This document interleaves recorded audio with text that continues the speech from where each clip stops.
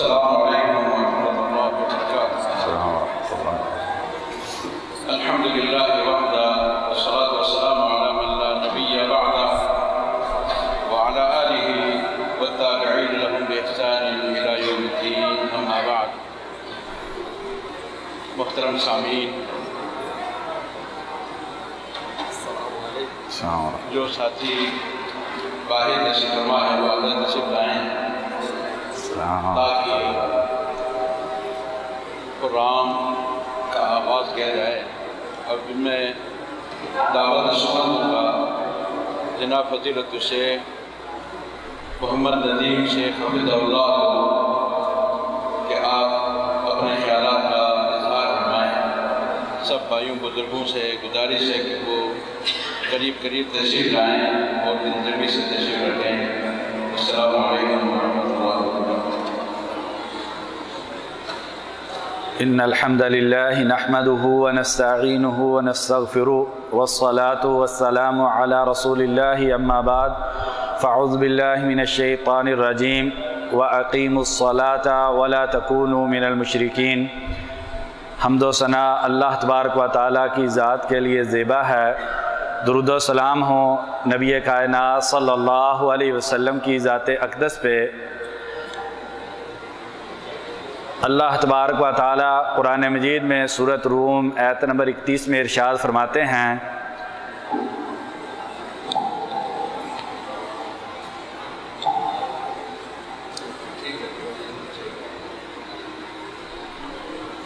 وَأَقِيمُوا الصَّلَاةَ وَلَا تَكُونُوا مِنَ الْمُشْرِكِينَ، اور نماز کو قائم کرو اور مشرکوں میں سے نہ ہو جاؤ۔ انسان کو اللہ تبارک و تعالیٰ نے اس دنیا کے اندر اپنی عبادت کے لیے بھیجا ہے۔ انسان کی تخلیق اور پیدائش کا مقصد اللہ تبارک و تعالیٰ کی بندگی اور عبادت ہے۔ اللہ تبارک و تعالیٰ قرآن مجید میں فرماتے ہیں، وَمَا خَلَقْتُ الْجِنَّ وَالْإِنسَ إِلَّا لِيَعْبُدُونَ، میں نے جنوں اور انسانوں کو صرف اور صرف اپنی عبادت کے لیے پیدا کیا ہے۔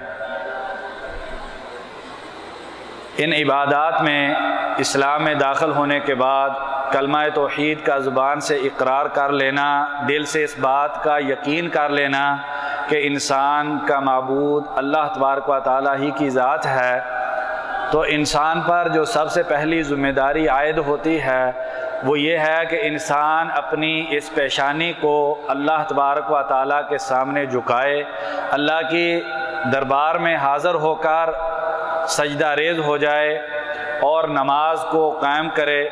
اسلام میں نماز کی بہت زیادہ اہمیت ہے۔ نبی اکرم صلی اللہ علیہ وسلم نے ایک مثال دے کر نماز کی بات کو سمجھایا اور فرمایا، وَعَمُودُهُ الصَّلَاةُ، اسلام جس ستون پر کھڑا ہے وہ نماز ہے۔ جیسے عرب لوگ صحرا میں نکلتے تو وہاں پر خیمہ لگاتے، خیمے کے درمیان میں ایک پلر کو کھڑا کرتے اور اس پلر پر اس خیمے کو کھڑا کیا جاتا۔ اگر وہ پلر گر جاتا تو وہ خیمہ بھی گر جاتا تھا۔ تو اسی طریقے سے نبی اکرم صلی اللہ علیہ وسلم نے مثال دی ہے، وَعَمُودُهُ الصَّلَاةُ، اسلام کا خیمہ، اسلام کی عمارت جس چیز پر کھڑی ہے وہ کیا ہے؟ وہ نماز ہے۔ اور قابل غور بات یہ ہے کہ اللہ تبارک و تعالیٰ نے پورے قرآن مجید میں کسی بھی جگہ پر نماز پڑھنے کا حکم نہیں دیا، بلکہ اللہ تبارک و تعالیٰ نے نماز کو قائم کرنے کا حکم دیا ہے۔ بات کو مختصر انداز میں پیش کرنے کے لیے، نماز کو قائم کرنے کے لیے مختصراً طور پر 7 چیزوں کی ضرورت ہوتی ہے۔ اس میں سب سے پہلی چیز یہ کہ انسان اللہ کو راضی کرنے کے لیے اخلاص کے ساتھ نماز کو ادا کرے۔ دوسرا، نبی اکرم صلی اللہ علیہ وسلم کی سنت کے مطابق نماز کو ادا کرے۔ تیسرا، نماز کو پڑھے۔ چوتھا، نماز کو وقت پر ادا کرے۔ پانچواں، نماز کو جماعت کے ساتھ ادا کرے۔ چھٹا، نماز کو اللہ تبارک و تعالیٰ کے ڈر اور خوف کے ساتھ ادا کرے۔ ساتواں، اس نماز پر ہمیشگی کرے۔ تو سب سے پہلی چیز جو نماز کو قائم کرنے کے لیے ضروری ہے وہ یہ ہے کہ انسان اللہ تبارک و تعالیٰ کو راضی کرنے کے لیے اس نماز کو پڑھے۔ اللہ تبارک و تعالیٰ قرآن مجید میں فرماتے ہیں وَقُومُوا لِلَّهِ قَانِتِينَ، اور اللہ کے لیے ڈر اور خوف کے ساتھ نماز کا قیام کرو۔ تو سب سے پہلی چیز جو انسان کے ذہن میں ہونی چاہیے وہ اخلاص ہے، اور اخلاص کی بنیاد اس نیت پر ہے، اس ارادے پر ہے جس ارادے کو انسان دل میں لے کر مسجد میں آتا ہے۔ اس لیے جب انسان کو اس مسجد کی طرف بلایا جاتا ہے تو اس میں سب سے پہلی چیز جو انسان کو بتلائی جاتی ہے، سب سے پہلا احساس جو انسان کے دل میں پیدا کیا جاتا ہے وہ کیا ہے؟ اللہ اکبر، اللہ تبارک و تعالیٰ سب سے بڑے ہیں، اللہ تبارک و تعالیٰ میری اور آپ کی دوستوں کی محفل سے بڑے ہیں، بیوی اور بچوں سے جو ہم پیار کرتے ہیں اس سے اللہ تبارک و تعالیٰ بڑے ہیں، میرے اور آپ کے پسندیدہ ٹی وی کے پروگرام سے اللہ تبارک و تعالیٰ کی ذات بڑی ہے، جو کاروبار جو ہم کرتے ہیں، جس کی مال و دولت کی رنگینی میں کھو کر ہم نماز کو بھول جاتے ہیں، اللہ تبارک و تعالیٰ اس سے بڑے ہیں۔ تو انسان کو سب سے پہلا جو احساس دلایا جا رہا ہے وہ یہی ہے کہ اللہ تبارک و تعالیٰ کی ذات سب سے بڑی ذات ہے۔ اس لیے انسان اپنے دل میں کوئی کھوٹ لے کر نہ آئے، انسان کی نیت کے اندر کوئی ملاوٹ نہ ہو۔ انما الاعمال بالنیات، عملوں کا دار و مدار نیتوں پر ہے۔ اسی لیے عائشہ صدیقہ رضی اللہ عنہا بیان کرتی ہیں کہ نبی کائنات صلی اللہ علیہ وسلم جب اللہ اکبر کی صدا سن لیتے تو ہم سے ایسے بیگانے ہو جاتے، ایسے ہم سے تعلق توڑ کر مسجد میں جانے کی تیاری کرتے گویا کہ ہم کو جانتے نہیں ہیں۔ امام ابو داود رحمہ اللہ نے سنن ابو داود کے اندر ایک محدث ابراہیم السائغ ان کا تذکرہ کیا ہے اور کہتے ہیں کانا رجلا صالحا، یہ نیک آدمی تھے، اللہ کے یہ برگزیدہ بندے تھے، جب ان کے ہاتھ میں ہتھوڑا ہوتا اور اس کو اٹھا کے مارنے کے لیے اٹھاتے، اذان کی آواز ان کے کان میں پڑتی، سیبہا، تو اس ہتھوڑے کو ایک طرف چھوڑ دیتے، اپنے کاروبار کو بند کر دیتے اور اللہ کے دربار میں حاضری دینے کے لیے اٹھ کھڑے ہوتے۔ یہی اللہ اکبر کا مطلب ہے۔ اگر انسان اللہ اکبر کی صدا سنتا ہے اور اس کے باوجود اپنے کام کے اندر مصروف رہتا ہے، کسی بھی طرح کے کام میں اپنے آپ کو مصروف رکھتا ہے، تو گویا کہ اس نے حقیقی طور پر اس نے اس بات کا اظہار نہیں کیا کہ اللہ تبارک و تعالیٰ کی ذات سب سے بڑی ذات ہے۔ تو اس لیے انسان کو سب سے پہلے اپنے دل کے اندر اخلاص پیدا کرنا چاہیے۔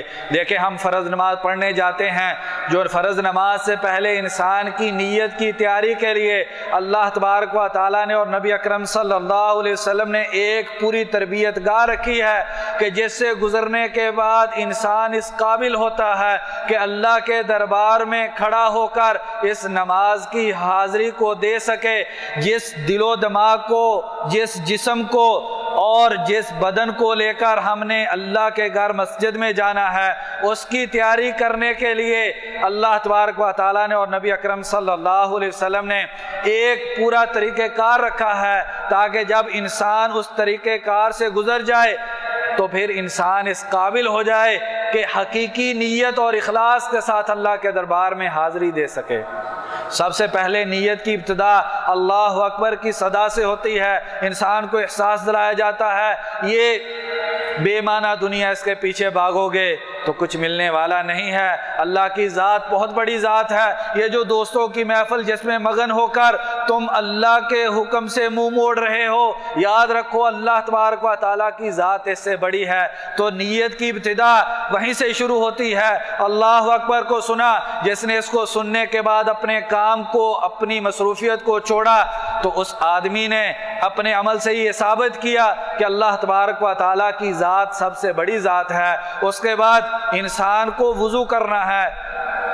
وضو کا یہ جو طریقہ کار نبی اکرم صلی اللہ علیہ وسلم نے بتلایا اور اس کی بہت زیادہ فضیلت بیان کی کہ ہاتھ دھوتے ہو تو ہاتھوں کے گناہ جڑ جاتے ہیں، منہ پہ چھینٹے مارتے ہو، منہ کو دھوتے ہو، منہ کے، آنکھوں کے، ناک کے، کان کے گناہ چلے جاتے ہیں، پاؤں دھوتے ہو، پاؤں کے گناہ نکل جاتے ہیں۔ انسان کو یہ احساس دلایا جاتا ہے یہ نماز وہ عظیم عبادت ہے، اس کو سر انجام دینے کے لیے تم کو اپنے جسم کو پاک کرنا ہے۔ اس وقت تک یہ جسم اللہ کے دربار میں حاضری کے قابل نہیں ہوتا جب تک کہ اس جسم کو وضو کے پاک پانی سے پاک نہیں کیا جاتا۔ اس کے بعد ابھی یہ ختم نہیں ہوا معاملہ، اس کے بعد انسان کو سنتیں ادا کرنی ہے۔ کوئی بھی اسلام کے اندر فرض نماز ایسی نہیں ہے جس سے پہلے سنتیں نہ ہو۔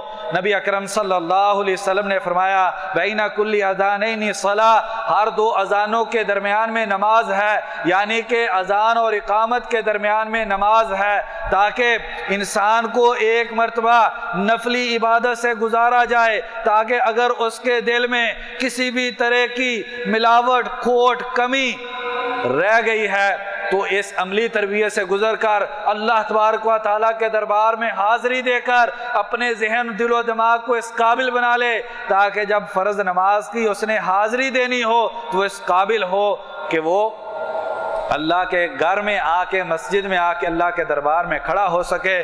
چوتھی چیز نبی اکرم صلی اللہ علیہ وسلم نے فرمایا کہ جو انسان اپنے گھر سے نماز کے لیے نکلتا ہے، ایک قدم اٹھاتا ہے تو اللہ تبارک و تعالیٰ اس پر نیکی عطا کرتے ہیں۔ کیا معنی؟ ہر اٹھنے والا قدم انسان کو اپنی گناہوں والی زندگی سے دور کرتا ہے۔ انسان کو احساس دلایا جا رہا ہے تم جو زمین پر یہ پاؤں رکھ کر جا رہے ہو، ہر اٹھنے والا قدم تم کو اللہ سے قریب تر کرتا جا رہا ہے، ہر قدم تم کو گناہوں والی زندگی سے دور کرتا جا رہا ہے۔ اور نبی اکرم صلی اللہ علیہ وسلم نے فرمایا علیکم السکینۃ والوقار، جب مسجد میں جانے کے لیے گھر سے نکلو تو تمہارے جسم پر سکون اور وقار ہونا چاہیے۔ اس حدیث کا کیا مطلب ہے؟ اس کا یہ معنی ہے ایک گھر سے دو بھائی نکلتے ہیں، ایک مسجد جا رہا ہے، دوسرا مسجد کے سامنے بقالہ سپر مارکیٹ ہے وہاں پر جا رہا ہے، تو اس انسان کی چال اور ڈال سے پتہ چلنا چاہیے کہ یہ انسان مسجد کی طرف جا رہا ہے۔ اس کی چال، اس کے لباس، اس کی نگاہیں، اس کے چلنے کے طریقہ کار سے اس بات کا اندازہ ہونا چاہیے کہ یہ آدمی مسجد جا رہا ہے اور یہ آدمی مسجد نہیں جا رہا۔ علیکم السکینۃ والوقار، سکون اور وقار کے ساتھ مسجد میں جانا ہے۔ مسجد میں آتا ہے، اس کو بتلایا جاتا ہے یہ اللہ کا وہ عظیم گھر ہے جس میں داخل ہونے کے لیے دایاں پاؤں پہلے رکھا جاتا ہے۔ اس مسجد میں داخل ہونے سے پہلے دعا پڑھی جاتی ہے، اپنی زبان سے اللہ کی تعریف کر کے پھر انسان اس قابل ہوتا ہے کہ اللہ کے گھر میں اپنے پاؤں کو رکھ سکے۔ پاؤں کو رکھنے کے بعد اذا جاء احدکم المسجد فلا یجلس حتی یصلی رکعتین، جب تم میں سے کوئی اللہ کے اس گھر میں آ جائے وہ اس وقت تک نہ بیٹھے جب تک اس میں 2 رکعت نماز ادا نہیں کر لیتا۔ انسان کو بتلایا جاتا ہے یہ ساری نیت کی تیاری ہے، یہ انسان کے اخلاص کو بنایا جا رہا ہے۔ تم اللہ کے اس گھر میں آئے ہو جس گھر میں بیٹھنے کے لیے بھی کم از کم 2 رکعت پڑھنی پڑتی ہے۔ یہ اللہ کا وہ عظیم گھر ہے۔ وَأَنَّ الْمَسَاجِدَ لِلَّهِ، یہ مسجد اللہ کے لیے ہیں۔ فَلَا تَدْعُوا مَعَ اللَّهِ أَحَدًا، اللہ کے ساتھ کسی اور کو نہ پکارو۔ إِنَّمَا يَعْمُرُ مَسَاجِدَ اللَّهِ مَنْ آمَنَ بِاللَّهِ وَالْيَوْمِ الْآخِرِ وَأَقَامَ الصَّلَاةَ وَآتَى الزَّكَاةَ وَلَمْ يَخْشَ إِلَّا اللَّهِ، اللہ کے گھروں کو کون لوگ عبادت کرتے ہیں؟ اللہ کے گھروں کو وہ لوگ عبادت کرتے ہیں جو اللہ کا ایمان دل میں رکھتے ہیں، آخرت کے دن کے حساب پر یقین رکھتے ہیں، نماز وہ ادا کرتے ہیں، زکوٰۃ دیتے ہیں۔ وَلَمْ يَخْشَ إِلَّا اللَّهِ، ان کے دلوں میں اللہ کے علاوہ کسی اور کا ڈر نہیں ہوتا۔ یہ لوگ اللہ کی مسجدوں کو آباد کرتے ہیں۔ تو یہ مسجد فی بیوت اذن اللہ ان ترفع، یہ گھر اللہ نے حکم دیا ہے، اللہ نے اجازت دی ہے کہ ان کو بلند کیا جائے۔ اسی لیے اگر کوئی انسان مسجد کے اندر، نبی اکرم صلی اللہ علیہ وسلم نے ایک انسان کو دیکھا، اس نے مسجد کی دیوار پہ تھوکا ہوا ہے، نبی اکرم صلی اللہ علیہ وسلم سخت ناراض ہوئے۔ تو مختصر انداز میں یہ انسان کو ساری نیت کی تیاری کروائی جا رہی ہے۔ چونکہ موضوع ہمارا کافی لمبا ہے، اس ٹاپک کو ہم یہاں پر چھوڑتے ہیں۔ اس کے بعد دوسری چیز، انسان اس نماز کو جماعت کے ساتھ ادا کرے۔ اسلام کے اندر نماز کو جماعت کے ساتھ ادا کرنے کی اتنی اہمیت ہے، اگر کئی گھنٹے اس پر گفتگو کی جائے تب بھی جا کے یہ موضوع ختم نہیں ہوتا ہے۔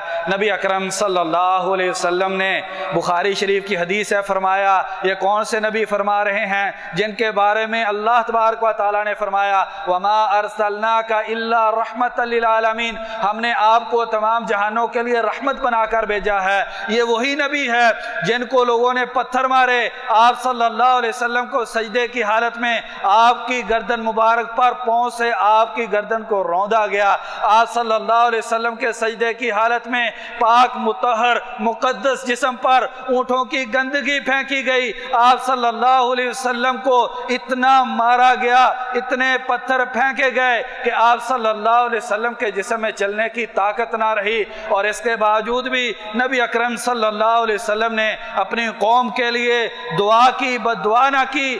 یہی نبی فرماتے ہیں، اس کائنات کی سب سے صحیح ترین کتاب بخاری شریف کی حدیث ہے، فرماتے ہیں میرا دل کرتا ہے کہ میں کسی کو اپنی جگہ پر نماز پڑھانے کے لیے کھڑا کر دوں۔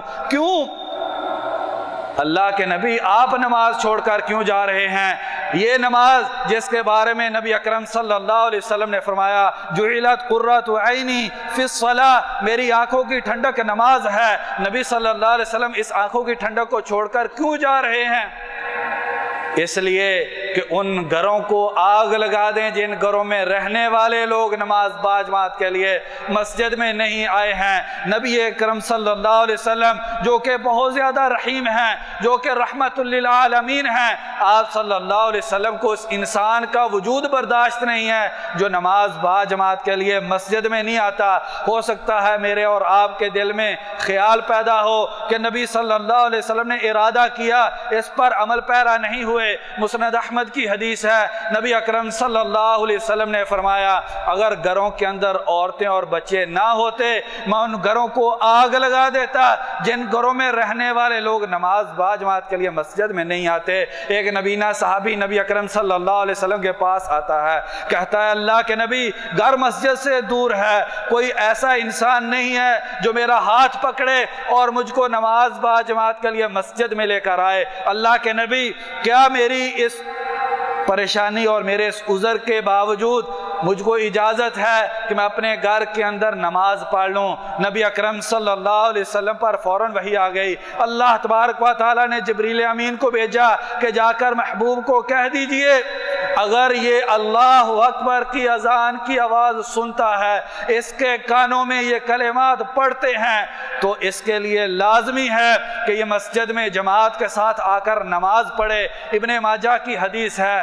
عبداللہ بن ام مکتوم رضی اللہ عنہ نبی اکرم صلی اللہ علیہ وسلم کے پاس آتے ہیں، کہتے ہیں اللہ کے نبی یہ مدینہ یہاں پر سانپ اور بچھو بہت زیادہ ہیں، میں نبینا ہوں، رستہ دکھائی نہیں دیتا ہے اور سانپ اور بچھو یہاں پر عام گھومتے ہیں، اللہ کے نبی اندھیرے میں ڈر ہے کوئی ایسا معاملہ نہ ہو جائے، کیا مجھ کو اجازت ہے میں اپنے گھر کے اندر نماز پڑھ لوں؟ نبی اکرم صلی اللہ علیہ وسلم نے فرمایا عبداللہ بن ام مکتوم تم کو یہ اجازت نہیں ہے کہ تم اپنے گھر میں نماز پڑھ لو۔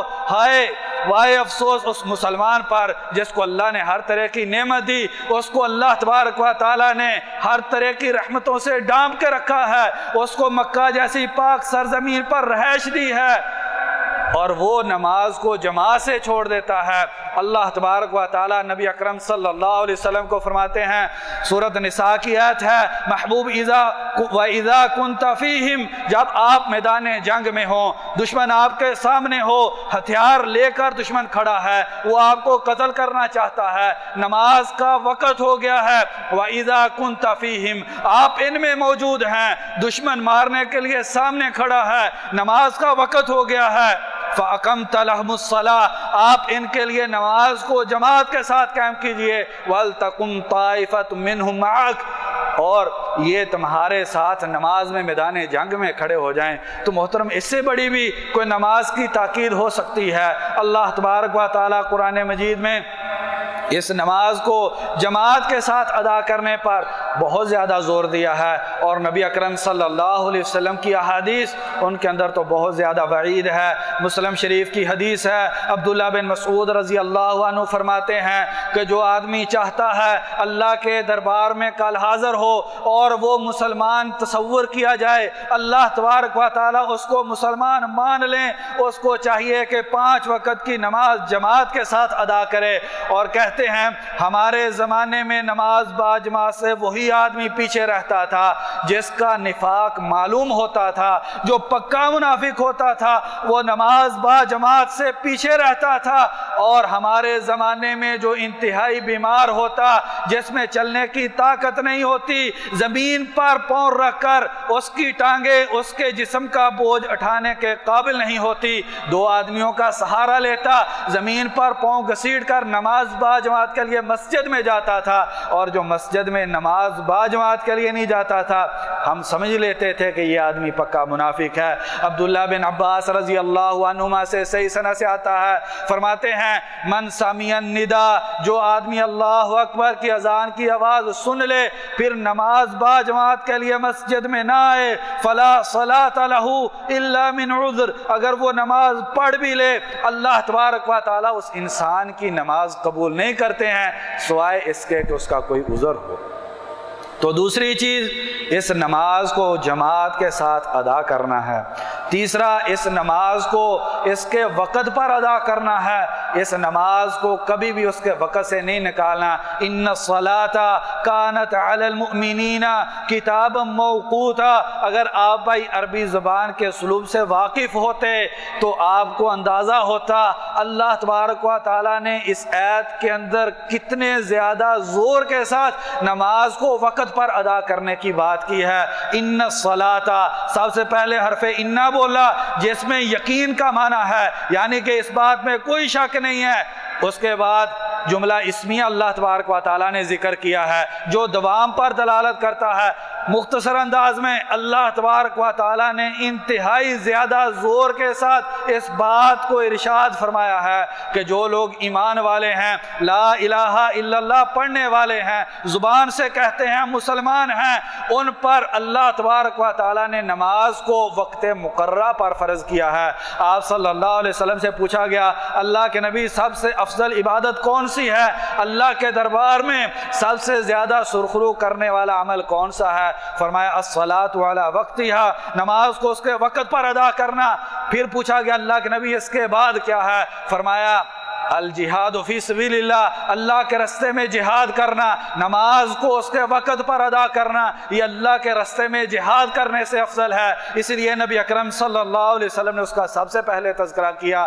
اور اس نماز کو وقت پر ادا کرنے کی کتنی اہمیت ہے، نبی اکرم صلی اللہ علیہ وسلم، مسلم شریف کی حدیث ہے، غزوہ خندق ہے، کفار تیر اندازی کر رہے ہیں، اتنی شدت کی تیر اندازی ہے بلکہ اس سے پہلے اس قدر خوف کی حالت ہے، اذ جاؤکم من فوقکم ومن اسفل منکم واذ زاغت الابصار وبلغت القلوب الحناجر وتظنون باللہ الظنون، جب کفار کے لشکر اوپر پہاڑوں سے اتر رہے تھے، جب کفار کے دستے زمینی راستوں سے امڑ کر آ رہے تھے، اور کافروں کی اتنی بڑی تعداد کو دیکھ کر جب تمہارے کلیجے تمہارے گلوں میں آ کر اٹک گئے تھے، جب خوف کی اس حالت میں تم تھے، تو نبی اکرم صلی اللہ علیہ وسلم کے لشکر پر کفار اس قدر زیادہ تیر اندازی کر رہے تھے۔ آج پوری دنیا کے کفار اکٹھے ہو گئے ہیں، مشرکین مکہ بھی ہیں،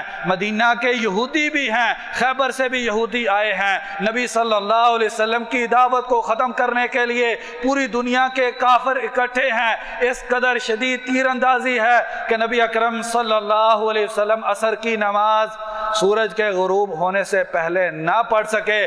آپ صلی اللہ علیہ وسلم نے فرمایا مالا اللہ بیوتہم و قبورہم بالنار، اللہ ان کے گھروں کو اور ان کی قبروں کو جہنم کی آگ سے بھر دے۔ یہ کون سا نبی بد دعا کر رہا ہے؟ جس کو پتھر مارے گئے دعا دی، جس کی بیٹیوں کو طلاق دی گئی مارا گیا اس نے دعا دی۔ آج نبی کیا کہتا ہے؟ مالا اللہ بیوتہم وقبورہم بالنار، اے اللہ ان کے گھروں کو، ان کی قبروں کو جہنم کی آگ سے بھر دے۔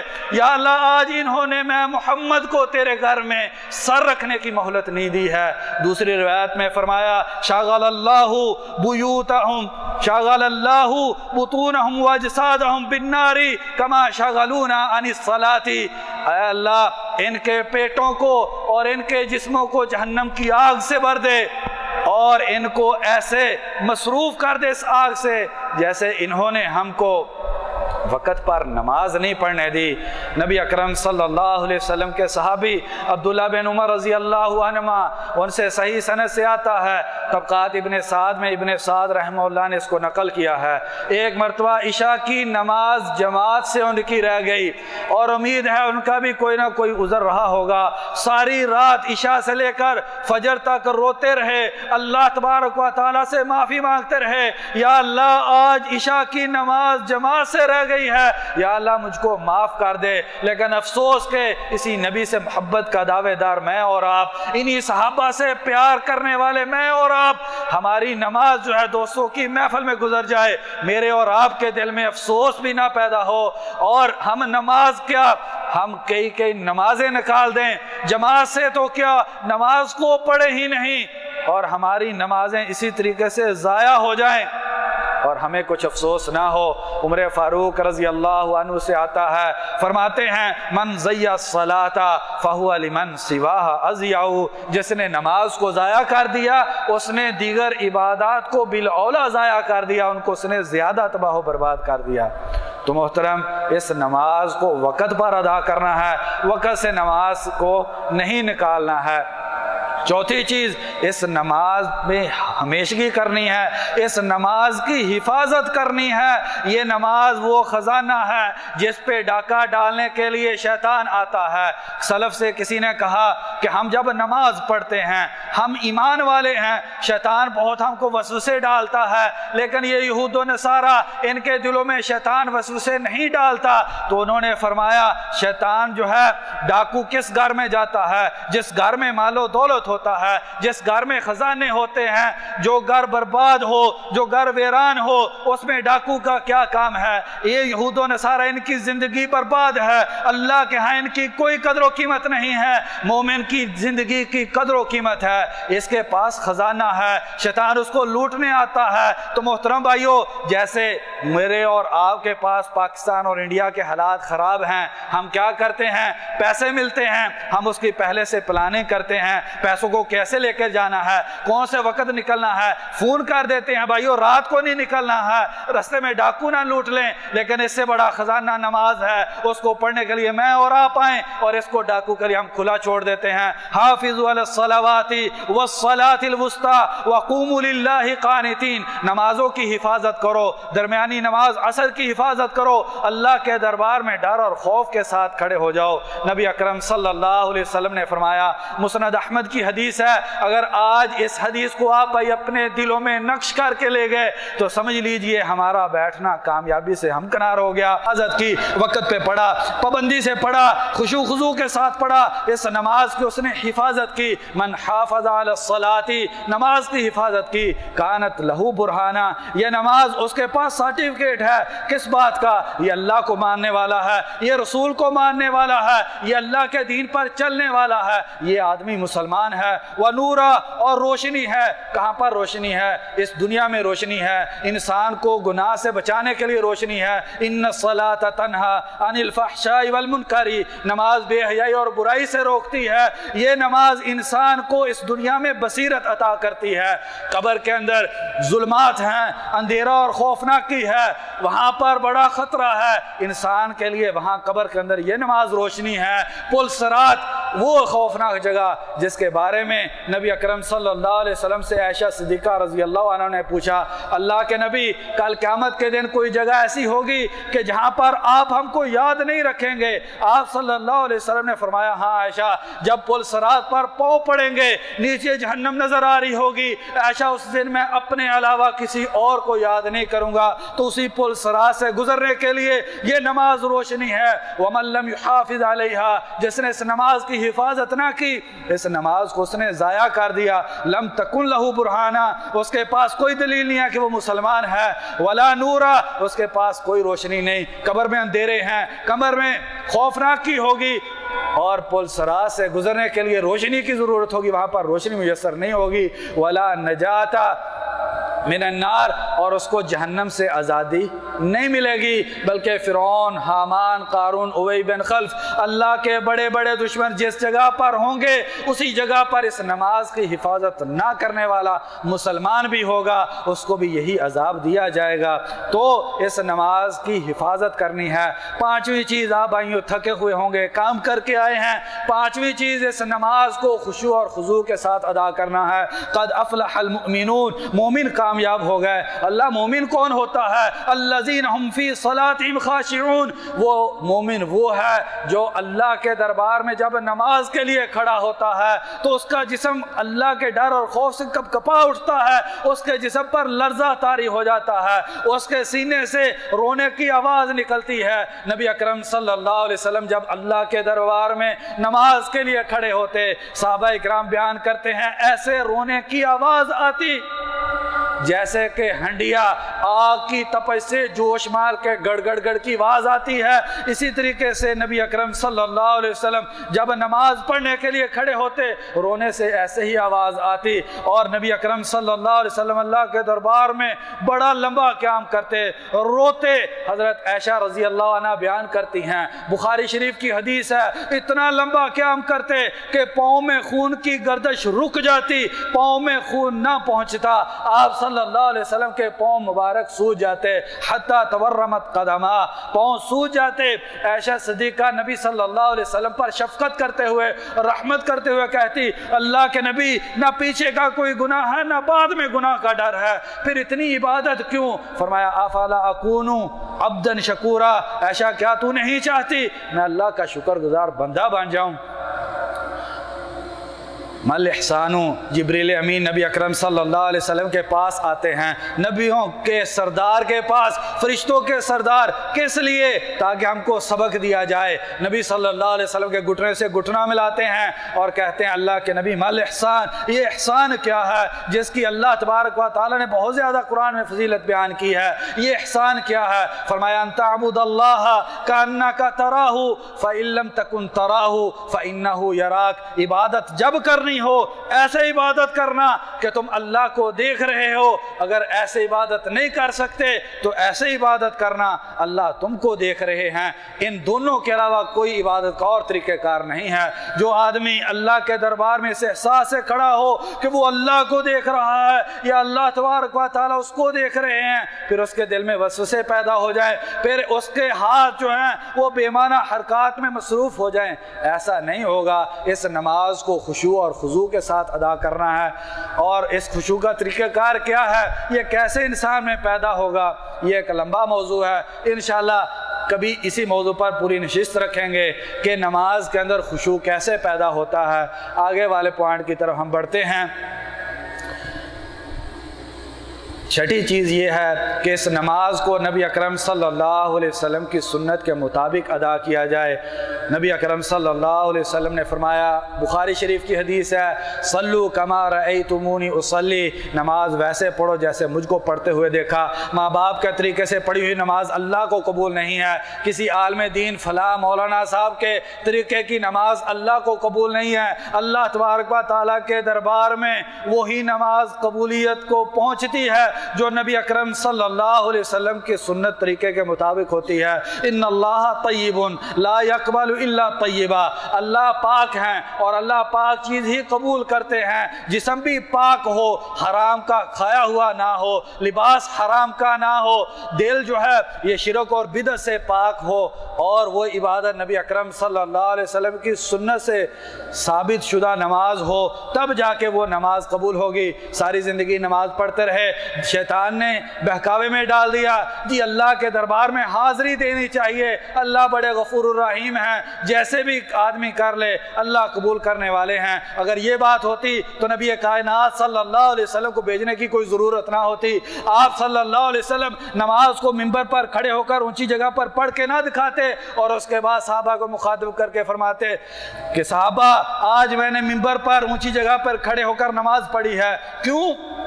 اس لیے کہ جیسے دل چاہے پڑھ لینا، کسی کے کہنے سے پڑھ لینا، کسی کو کرتے دیکھا ویسے کر لینا نہیں۔ صلو کما رأیتمونی اصلی، جیسے مجھ کو پڑھتے دیکھا ہے ویسے پڑھو گے تو یہ نماز قبول ہے۔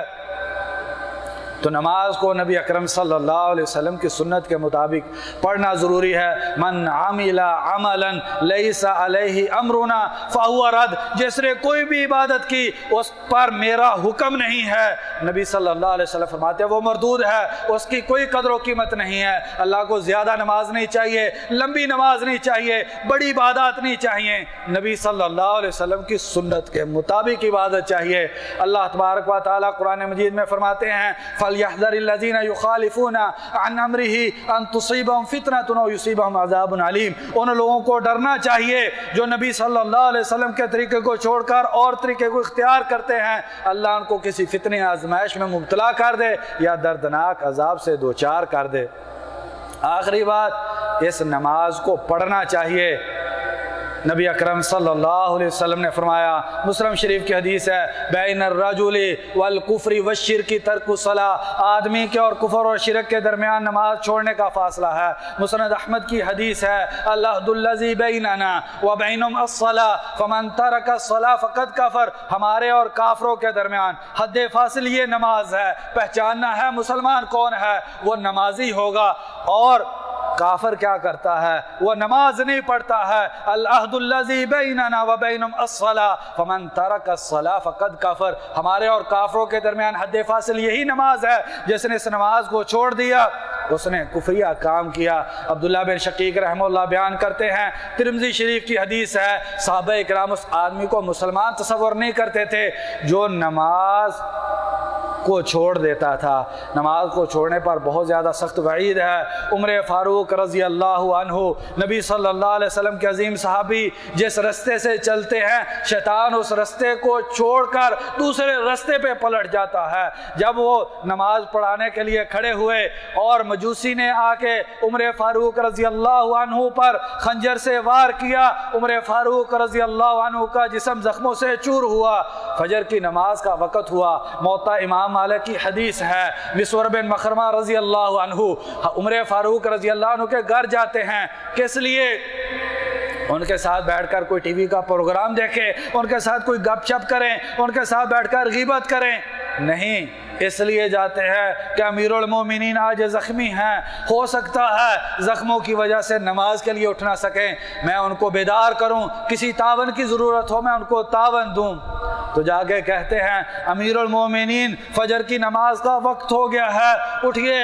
عمر فاروق رضی اللہ عنہ، جن کے بارے میں نبی اکرم صلی اللہ علیہ وسلم نے فرمایا پہلی امتوں میں کچھ ایسے لوگ ہوتے تھے جو اللہ کی طرف سے الہام سے بولتے تھے، میری امت میں اگر کوئی ایسا انسان ہے جو الہام کے ذریعے بولتا ہے وہ عمر فاروق ہے۔ عمر فاروق رضی اللہ عنہ شاباش دیتے ہیں، مسور بن مخرمہ کو مخاطب کرتے کہتے ہیں نعم تو نے اچھا کیا ہے، لا حظ فی الاسلام لمن ترک الصلاۃ، جس انسان نے نماز کو چھوڑ دیا اس انسان کا اسلام سے کوئی تعلق نہیں ہے، اگرچہ وہ زبان سے بہت دعویٰ کرے میں مسلمان ہوں، اپنے ملک کی دیواروں کو نبی کی محبت کے نعروں سے سیاہ کر دے، ساری زندگی نبی صلی اللہ علیہ وسلم کی محبت کے لیے عید میلاد النبی مناتا رہے لیکن نماز نہیں پڑھتا ہے، لا حظ فی الاسلام لمن ترک الصلاۃ، جس نے نماز کو چھوڑ دیا اس کا اسلام سے کوئی تعلق نہیں ہے۔ اور امام احمد رحمہ اللہ فرماتے ہیں اگر کسی انسان کی دینداری دیکھنی ہو کہ کون سا انسان دیندار ہے، اس کی نماز کو دیکھ لو، جتنی اس کی اچھی نماز اتنا ہی اس کا اچھا دین ہے، اور جتنی اس کی بری نماز اتنا ہی اس کا دین برا ہے۔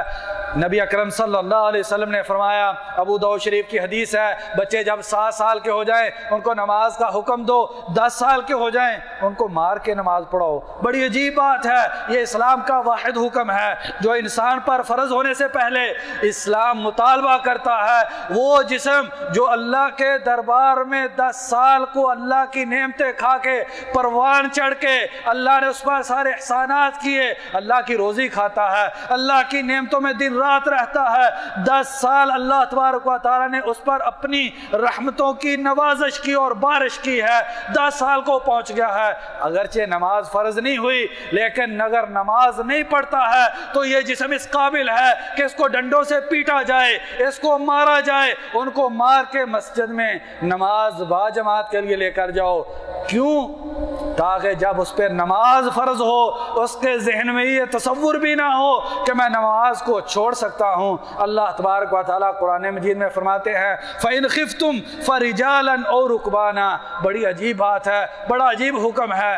اللہ تبارک و تعالیٰ فرماتے ہیں تم خوف کی حالت میں مبتلا ہو، مثال کے طور پہ دشمن تمہارے پیچھے لگا ہوا ہے، تم آگے بھاگ رہے ہو، دشمن تمہارے پیچھے لگا ہوا ہے، تمہارے پاس اتنا وقت نہیں ہے کہ تم نماز کو ٹھہر کر پڑھ سکو، دشمن پیچھا کر رہا ہے۔ فَإِنْ خِفْتُمْ، اگر ڈر اور خوف ہو اور تم نماز کو اللہ کے دربار میں کھڑے ہو کر پڑھنے کے قابل نہ ہو، ذرا تصور کرو اس بات کی، کوئی دشمن آپ کو مارنا چاہتا ہے، وہ آپ کے پیچھے بھاگ رہا ہے، نماز کا وقت گزر رہا ہے، نماز کے فوت ہونے کا ڈر ہے، فَرِجَالًا، چلتے ہوئے نماز کو پڑھو، اور رُكْبَانًا، اور یا گھوڑوں پہ اپنی سواریوں پہ سوار ہو کر بھاگتے ہوئے نماز کو پڑھو۔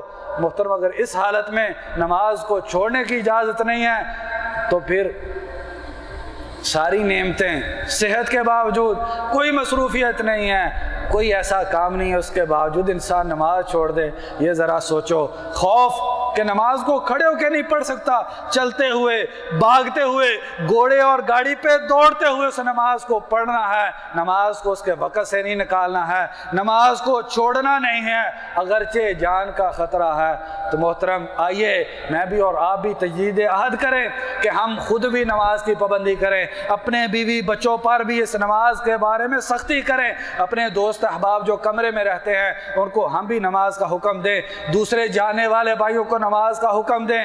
اگر کوئی پڑھے گا تو جو اس کو پڑھنے کا اجر ہم کو کہنے کا اجر، اگر وہ نہیں پڑھے گا تو ہم کو دعوت کا اجر ملے گا اور ہماری ذمہ داری پوری ہو جائے گی۔ اللہ تبارک و تعالی ہمارا حساب نہیں کریں گے کہ تم خود نماز پڑھنے کے لیے گئے، دوسرے کو نماز کا حکم نہیں دیا۔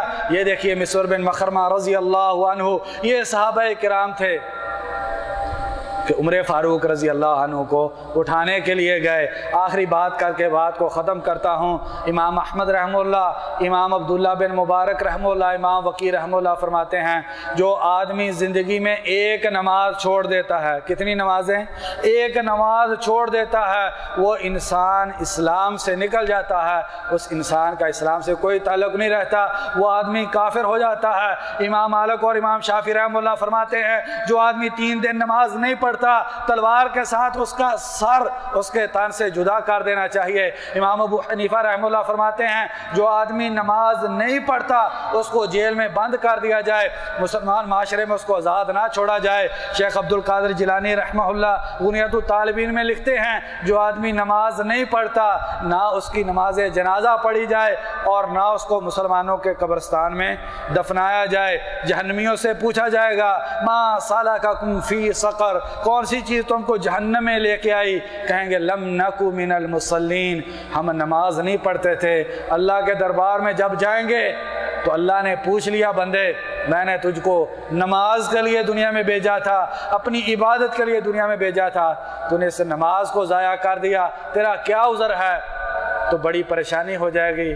آئیے پیچھے والی کوتاہی سے اللہ تبارک و تعالیٰ سے ہم معافی مانگیں اور آئندہ کے لیے نماز کی پابندی کریں۔ اللہ تبارک و تعالیٰ سے دعا ہے اللہ تبارک و تعالیٰ ہم کو کما حق ہو اس نماز کو قائم کرنے کی توفیق عطا کر دیں، اور اللہ تبارک و تعالیٰ ہماری نمازوں میں خشوع اور خضوع پیدا کر دیں۔ اللہ تبارک و تعالیٰ کو 5 وقت جماعت کے ساتھ نبی اکرم صلی اللہ علیہ وسلم کی سنت کے مطابق اخلاص کے ساتھ وقت پر نماز ادا کرنے کی توفیق عطا کر دے۔ وما توفیق الا باللہ وصلی اللہ علی خیر خلقہ محمد وعلی آلہ وصحبہ اجمعین۔ جزاکم اللہ خیر، بارک اللہ فیکم۔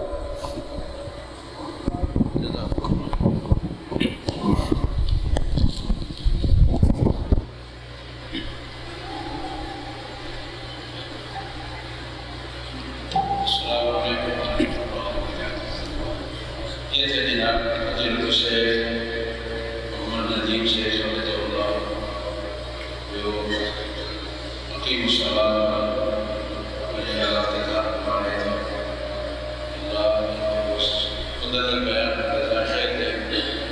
سب ساتھیوں کو، بھائیوں کو، چھوٹے بڑے سب کو